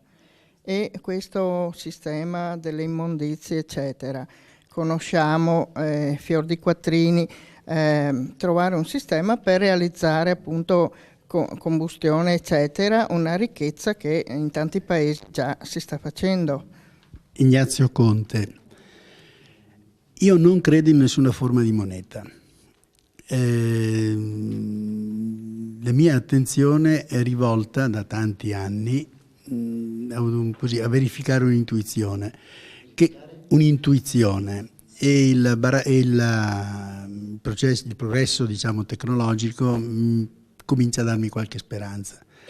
Baratto telematico, cioè merce contro merce. Mirko, un'eventuale introduzione di una moneta unica mondiale, che vantaggi e svantaggi potrebbe portare? Sì, Giovanni. Le banche hanno un'insolvenza di 600 miliardi circa e la copertura del fondo è di 1,6 miliardi. Quindi è una balla quella che, se per caso le banche falliscono, 100.000 euro sono comunque assicurati. Se in più gli mettiamo anche le tasse e queste falliscono, noi abbiamo i soldi dentro tutti quanti là. Abbiamo i soldi in banca attualmente. Cioè, ci rimettiamo ancora noi a sto punto. Secondo lei le salverà qualcuno o vanno a finire tutte nelle banche centrali e poi ancora peggio? No, scusi, Fabio, riallacciandomi anche all'intervento del signore qua in precedenza, no? Lei prima è stato ottimo profeta su tante previsioni, mi auguro non quella sulla terza guerra mondiale. Ho detto se noi non la impediamo. Sì, esatto. Però credo che la terza guerra mondiale possa scaturire proprio nel momento in cui si dovesse ricorrere al cosiddetto bail-in. Finora le banche, quando ci sono state in difficoltà, è sempre intervenuta o la banca centrale o comunque in qualche maniera si è sempre fatto. Ma forse la gente non è adeguatamente informata sul fatto che adesso col principio del bail-in, dal correntista all'azionista e tutti quelli che hanno i soldi nella banca saranno i primi a dover sopperire ai buchi delle banche. E secondo me in quel momento lì dovesse succedere un'ipotesi del genere, conoscendo poi quanto formichine sono i veneti, là si scatta la terza guerra mondiale. Se ha nessun riferimento politico che condivide le sue posizioni in Italia. Questa sarà l'ultima risposta. Così poi non posso scappare dalla finestra.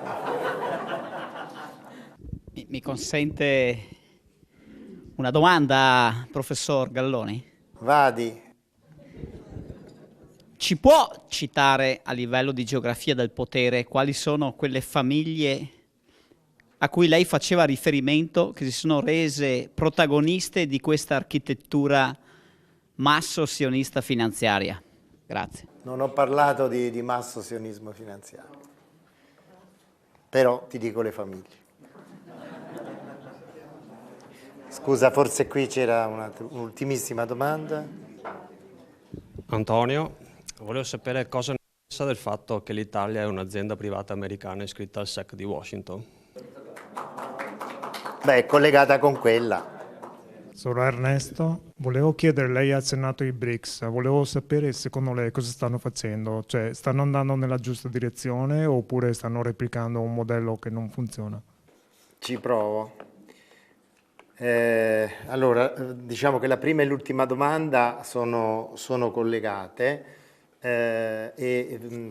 avevo saltato un passaggio alla fine della mia relazione, cioè quando dico gli Stati Uniti d'America con i BRICS o i BRICS da soli, in effetti si tratta proprio di questo, Elvio, cioè si tratta di sterilizzare tutta questa massa di titoli tossici e questo lo possono fare solo una cosa tipo Bretton Woods ed emettere credito sulla base di questi titoli mettendoli fuori, mettendoli da parte. Poi una volta che comunque sia reintrodotta la netta separazione tra finanza e credito, il credito va per la sua strada, svolge la sua funzione sociale e chi vuole mettere i soldi nella finanza li mette, perché d'altra parte abbiamo visto che il risparmio corrisponde ad una categoria in via di superamento, in una prospettiva in cui la moneta non svolge più la funzione di riserva di valore. Ma non ha importanza, stanno là, non ci sono più, non esistono, sono bit elettronici, in realtà è una finzione, possiamo vivere senza quei 54 miliardi di titoli tossici, l'importante è che non influiscano sull'economia reale, perché quello sì che sarebbe devastante.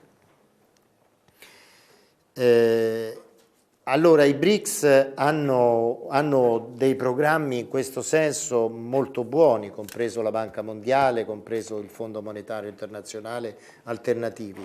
Però chiaramente c'è un punto un po' complicato, cioè che da una parte i comportamenti di tutte le banche mondiali sono stati condizionati sempre da queste famigerate famiglie finanziarie, per cui chiaramente c'è stata un'influenza nella storia da parte di queste famiglie anche sulle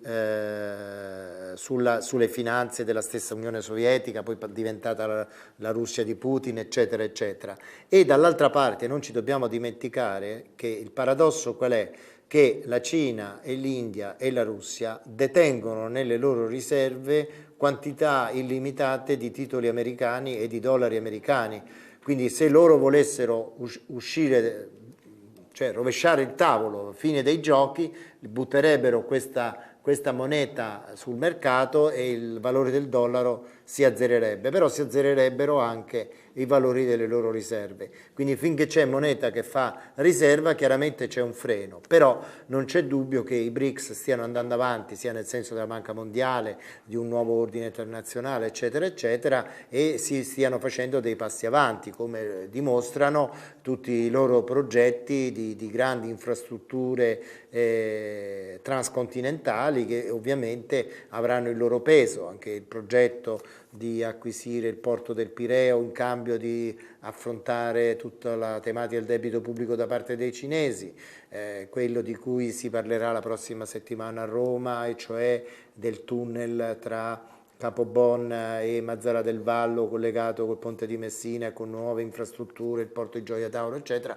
Sono tutti grandi progetti ovviamente collegati con gli accordi con questi paesi che dovrebbero aprire a nuovi equilibri geopolitici.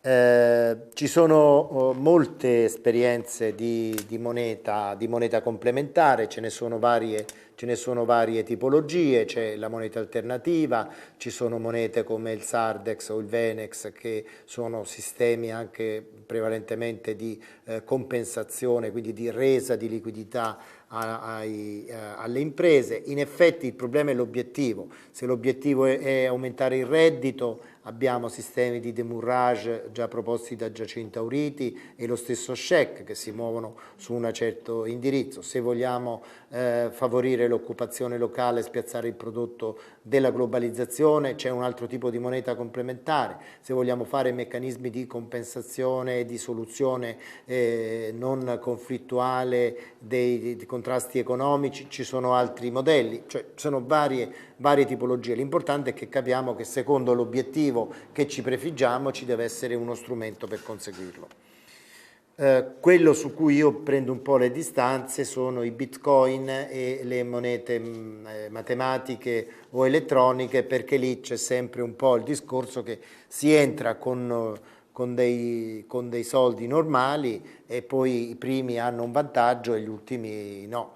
Quindi praticamente è la solita cosa. Non va confuso con questa moneta complementare che gira adesso, sono varie tipologie, alcune anche legate a cose etiche, perché sono sempre degli sconti che attraverso un'applicazione allo smartphone consentono di suddividere lo sconto stesso fra il venditore, chi gestisce il sistema e chi praticamente va a fare gli acquisti. Queste sono tutte cose che vanno bene.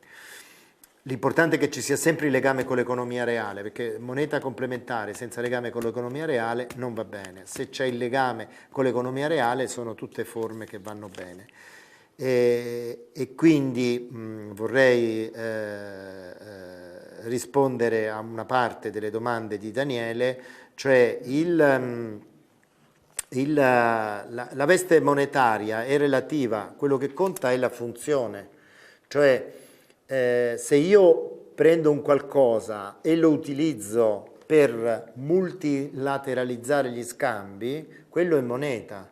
Finché sto nel bar, se io scambio un mio libro per una bottiglia di vino, no? Quello è un baratto. Invece di andare a pagare 10 euro, 20 euro una bottiglia di vino, mi prendo una o due bottiglie di vino e gli do il mio libro. Questo è un baratto, no? Ok. Se però il libro del dottor Galloni o la bottiglia di vino, se preferite, viene utilizzata da tutti come misura dello scambio e si calcolano il vino, il formaggio, i servizi di cura, eccetera, in libri del dottor Galloni, il libro del dottor Galloni diventa una moneta. Se poi lui la può stampare c'è un vantaggio, ma questo è un altro discorso, qui arriverò fra un attimo. Allora, Stefano, procedura operativa, moneta fiduciaria, non mi ricordo che cosa volevi dire.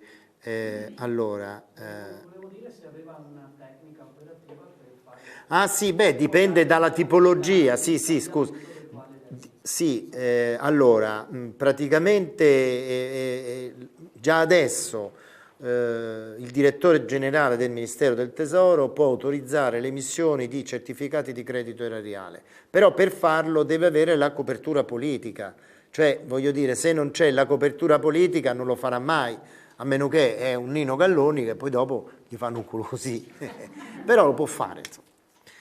È detta anche moneta complementare di Stato questa. Sì, sarebbe una moneta complementare di Stato, ma moneta di Stato comunque, perché se lo Stato emette qualunque cosa che lo Stato emetta e poi ci si possono pagare le tasse, e quello è moneta. Hjalmar Schacht, senza andare... Certo, certo. Allora, le banche, allora, come dicono di funzionare, cerco di essere veloce perché sennò sta qui 3 ore a spiegare come funzionano le banche. Allora, le banche oggi funzionano così. Quando fanno un prestito, mettono il capitale al passivo e man mano che incassano gli interessi lo mettono nel conto economico, nelle entrate, mentre man mano che incassano il capitale lo sottraggono dal passivo. Scusate, ho sbagliato, lo mettono all'attivo il capitale e lo riducono man mano che lo incassano. Poi mettono i depositi al passivo. Questo non ha senso mettere i depositi al passivo, è come se uno che gestisce un garage mettesse al passivo le automobili per che cosa? Per nascondere i profitti. Okay? Quindi in un bilancio futuro le banche dovrebbero continuare a mettere all'attivo il capitale e sottrarre man mano che entra, però lo dovrebbero mettere anche nel conto economico, sia il capitale sia gli interessi.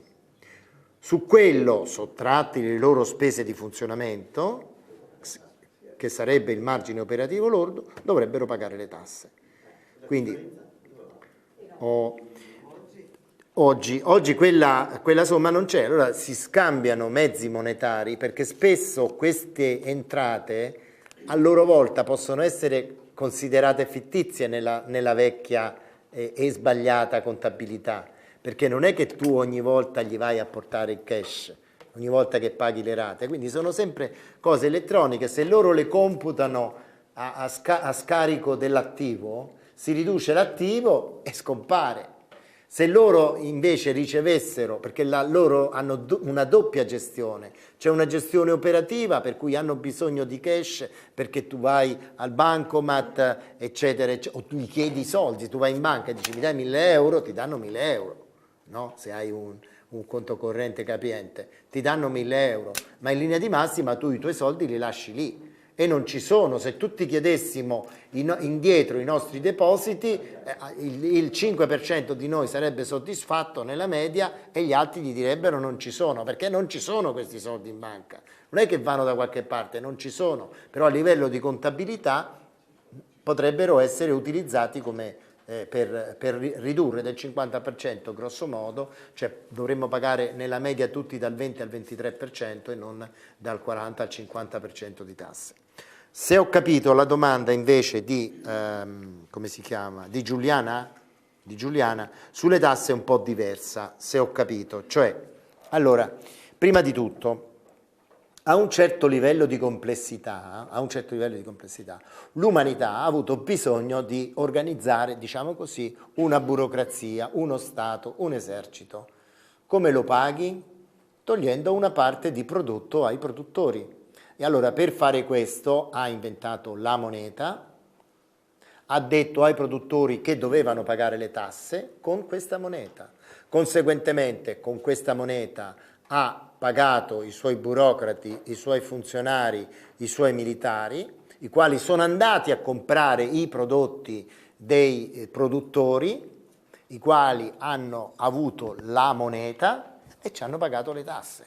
Questo è il passaggio da un'economia senza Stato o con uno Stato bonario in cui lo Stato è rappresentato da un sovrano che elargisce risorse ai suoi sudditi, eccetera, eccetera, ad uno Stato invece di tipo più moderno che è un'organizzazione, che poi può essere il Tempio nell'antichità, questa cosa viene svolta prima dal Tempio e poi da quello che chiamiamo l'organizzazione burocratico-militare dello Stato.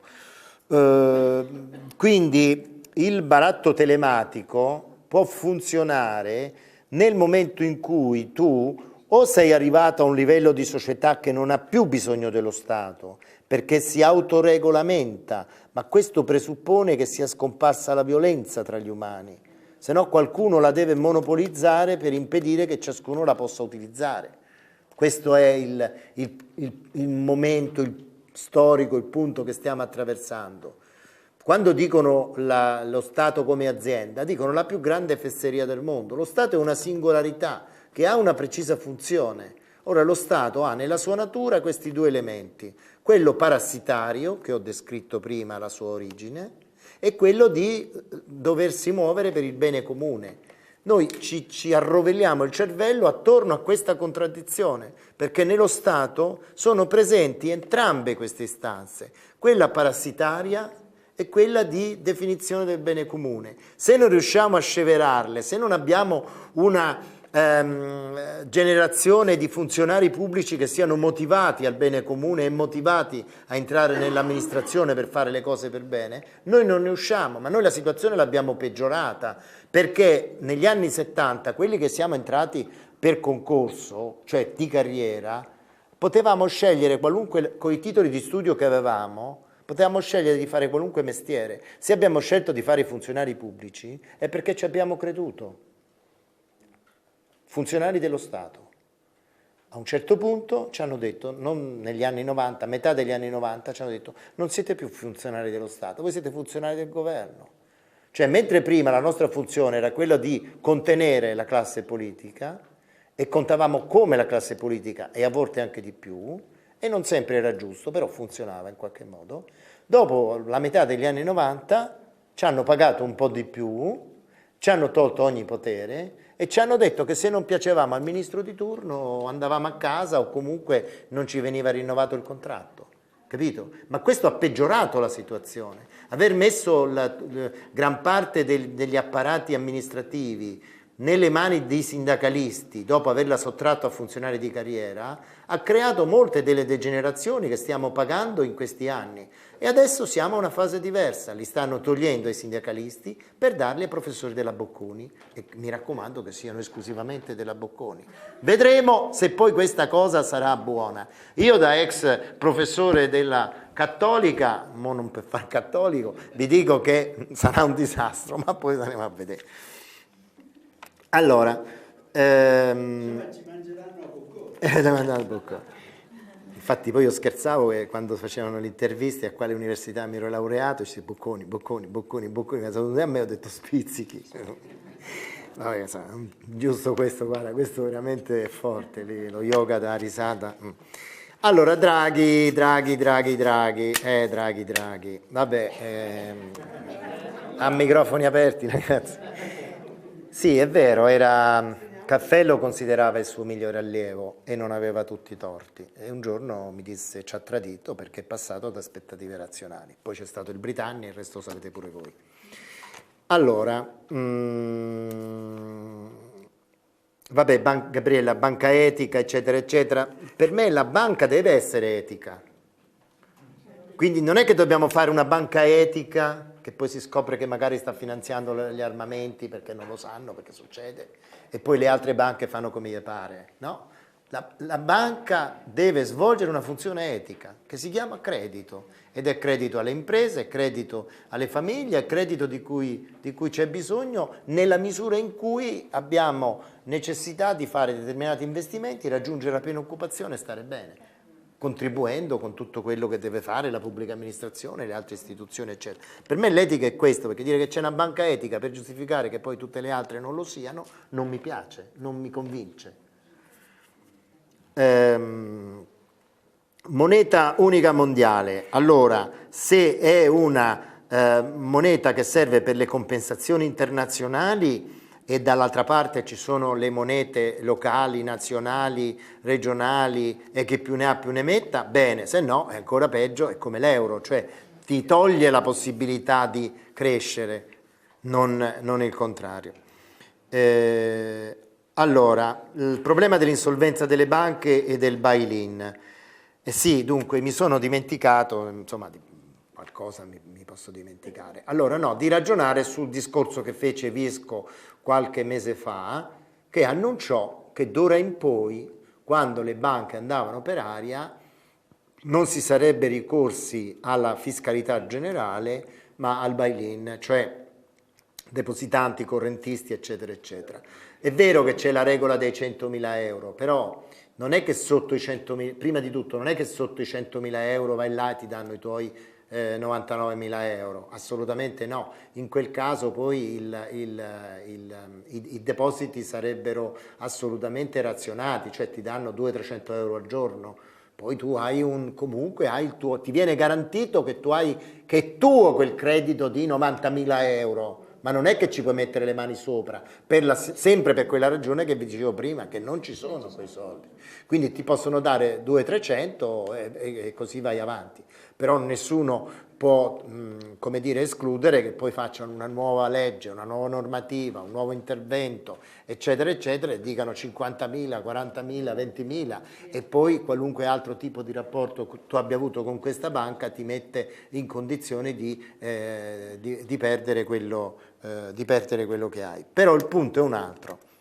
Perché Visco l'ha annunciato? Secondo voi se volessero fare il bail-in lo annuncerebbero? Lo farebbero e basta. In realtà che cosa volevano fare? Perché dicono vi facciamo il bail-in?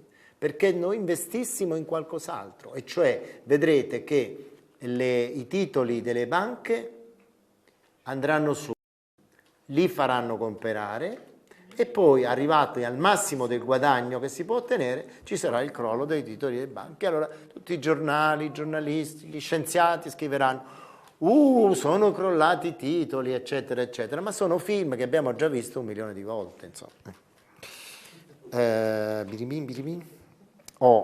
Benissimo. Allora, arriviamo all'ultimo punto, che ovviamente si collega con la politica. Poi ce n'è anche uno mio. Sì, allora, sicuramente c'è stato un grande equivoco. La sovranità appartiene al popolo. In realtà il popolo cos'è? È un insieme, non significa nulla.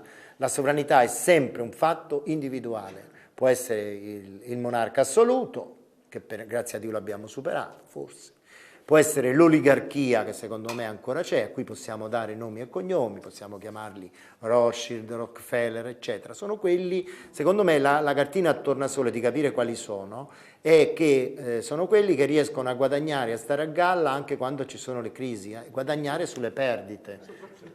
No, soprattutto si guadagnano sia quando va in su sia quando va in giù, stanno sempre in piedi, perché fanno parte di un certo abbrivio che, se andiamo a vedere all'indietro, erano proprio i Sadducei, che sono stati quelli che hanno mandato in croce il nostro Signore, ma non perché erano ebrei, perché erano Sadducei.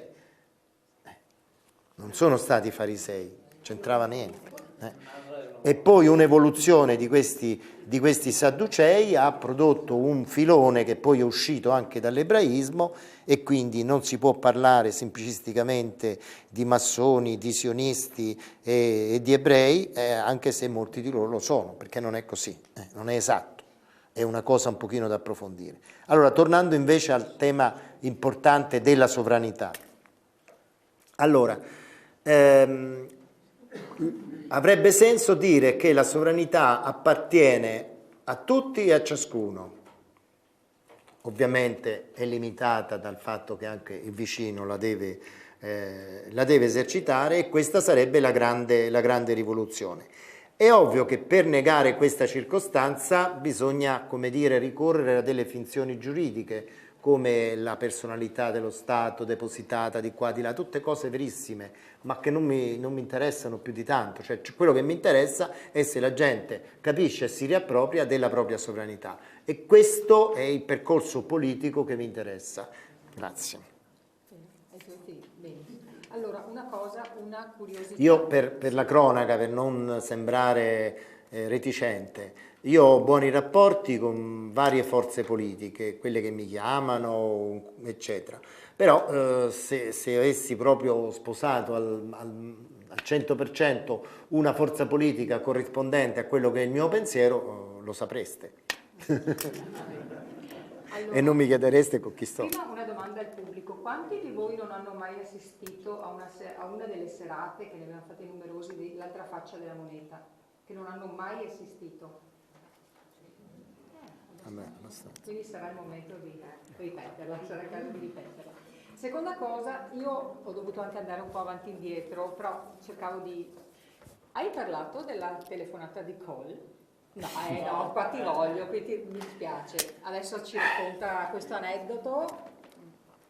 E poi basta. E poi allora, vabbè, no, vi ho detto che nell'81 avevo visto che col divorzio fra Tesoro e Banca d'Italia i tassi di interesse sarebbero cresciuti enormemente, il Tesoro avrebbe perso la sovranità monetaria perché il tasso di interesse l'avrebbero deciso i mercati.